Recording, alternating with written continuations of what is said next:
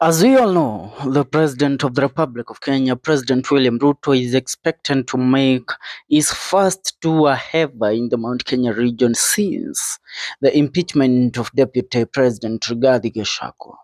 And as we have all realized, the meetings at Wamunyoro residence, it seems they have been cut short.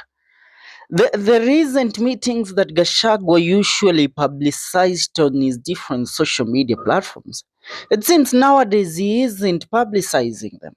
Nowadays he isn't singing praises of how he has met different leaders in Wamunyoro. The question that Kenyans are asking, what happened? Has Wamunyoro offices or the Wamunyoro state house been shut down? That is the question that a lot of Kenyans are asking. But allow me to diverge you into this matter with an open mind so that you will understand why Gachagua has shifted his offices from Wamunyoro and has also closed down the Wamunyoro meetings for good right now. Remember that today Gachagua was also hosted by Kameme TV due to a certain, to address the nation in regards to matters surrounding politics in the Republic of Kenya. And remembering that Gachagua yesterday was also denied an opportunity to speak at the ACK church, where Bishop Jackson Ole Sapit declared that any politician is put incommunicado when it comes to the ACK Church, the Anglican Church of Kenya. Now, the President of Kenya, President William Ruto, is expected to make his first development tour in Mount Kenya since Gachagua's ouster. President is set to tour the restive Mount Kenya region in 2 weeks' time, with preparation for the visit in top gear. Dr. Ruto's visit will be the first development tour of the region since the impeachment of Mr. Rigathi Gachagua in October last year, which has since split the vote-rich region down the middle, pitting supporters of the two allies turned enemies or nemesis. Now, the visit will also be culmination of a series of tours the president has been engaged in since March 7th, when he entered into a memorandum of understanding with Orange Democratic Movement Party leader Raila Amolo Odinga. Now, William Ruto rode on a United Democratic Alliance UDA wave that swept the region in the run-up to the 2022 August election, with voters defying former President Uhuru Muigai Kenyatta's choice of Raila Odinga as his successor. The president got 47% of his 7.2 million votes from the region. After Gachagua was ousted and Professor Kithure Kindiki appointed to take over, Mr. Gachagua launched a campaign to discredit his former boss, whom he has portrayed as a dishonest leader and accused him of betraying the community.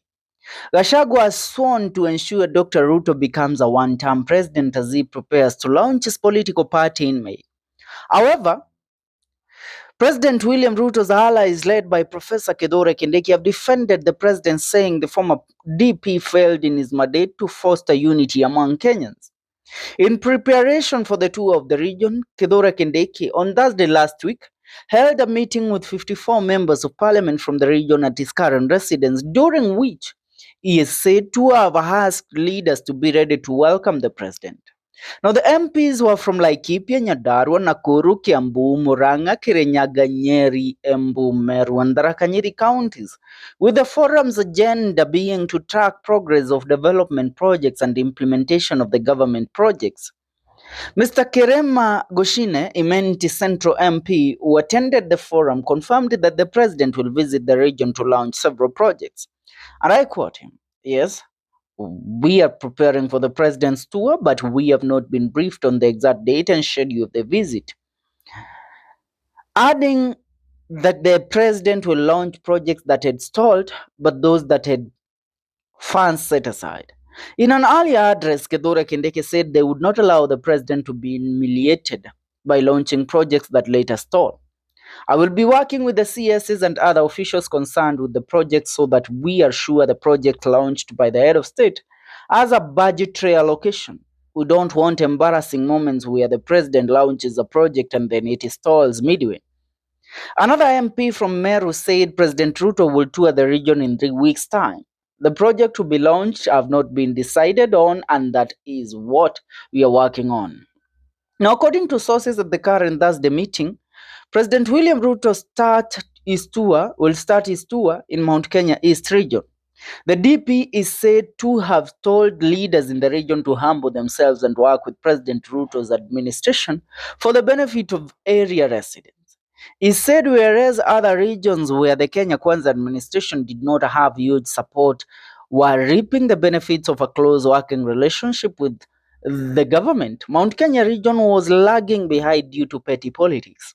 Now, during the current meeting, MPs were also updated on interventions made by the national government to secure resources for the completion of roads that had stalled, including the Mau Mau roads, the Kenomarwa dual carriage, major dams for enhancement of water distribution capacity and irrigation, and construction of markets, among other projects. Now, that is especially what the president is meant to start doing in the Mount Kenya region. But one thing that we know, President William Ruto is not in the Mount Kenya region for the purpose of development. He is there on the purpose of trying to buy credit. We all know the president is working on a discredit tour to try and label Gachagua as an enemy of his own people. That is what they are working on. And the reason why Gachagua shifted his meetings from his Wamunyoro residence, there are two reasons. The intelligence report delivered to President William Ruto by the National Intelligence Service informed the president that Gachagua was working on a counter tour against President William Ruto in the Mount Kenya region. Now, the president is expected to be at Sagana Lounge, that is in Nyeri County, close to Rigathi Gachagua's home. And after being there, the president is supposed to meet with different members of parliament. Remember, the parliament is on recess right now.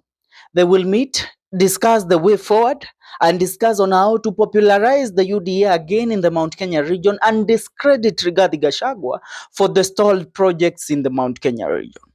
Now, Gachagua also has his bombardment of intelligence report that came to him that the president has received the intelligence on what he is planning to do. Now, the president, as of recently, using the National Intelligence Service, planted insiders, or let me say, moles inside Rigathi Gachagua's teams. They give or feed information to the government or to the National Intelligence Service.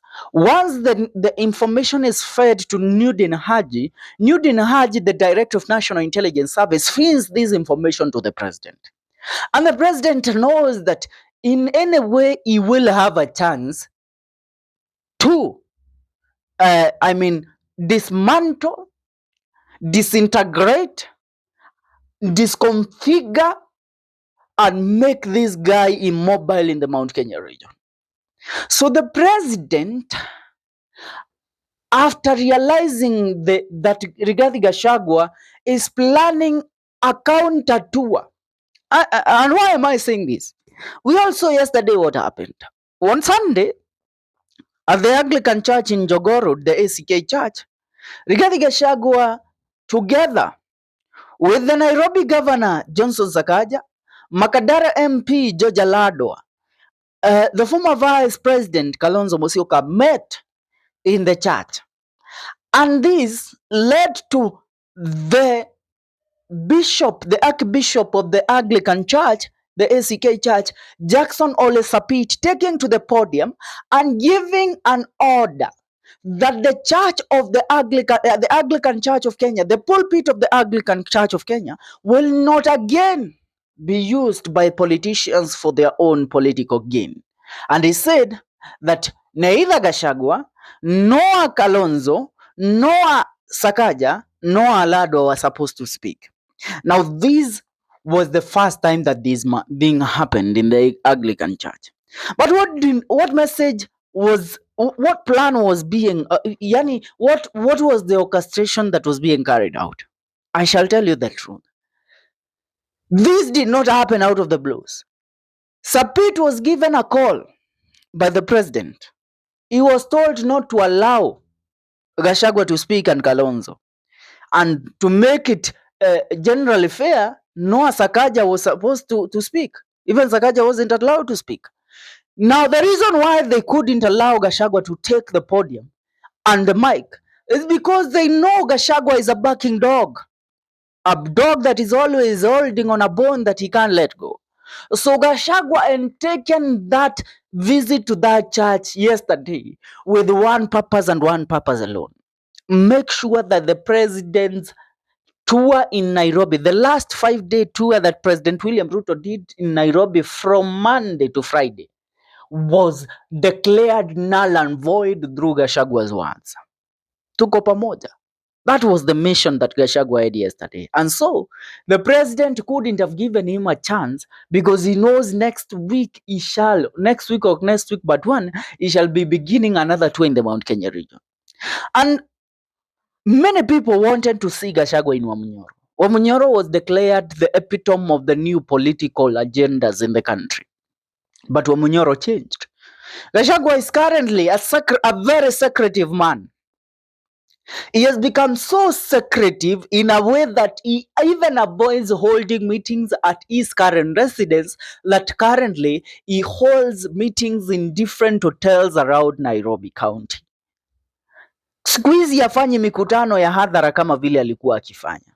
Either anafanyia mkutano, akitaka kufanya mkutano fiche anafanyia at Kalonzo Musyoka's command center which is based in Karen, ama anafanyia kwa boma yake kule Karen.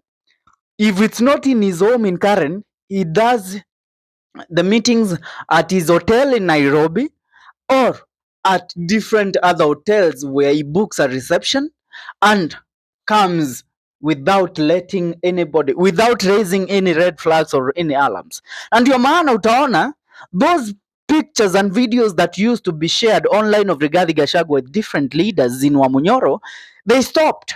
Reason being, Gachagua realized that people are feeding President William Ruto's intelligence about his next moves.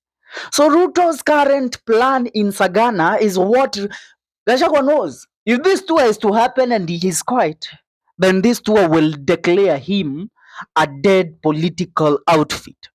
And another thing that Gachagua is trying to do, he is trying to prove to the people of the Mount Kenya region and the whole country at large that I'm not only for Kikuyus and that I'm all for the whole republic.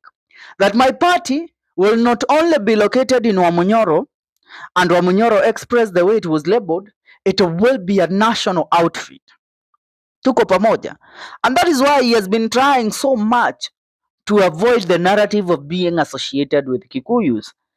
Hataki kukua the Kikuyu kingpin, anataka kukua the Kenyan opposition leader, which is a title that you must earn, not a title that must be labeled upon you.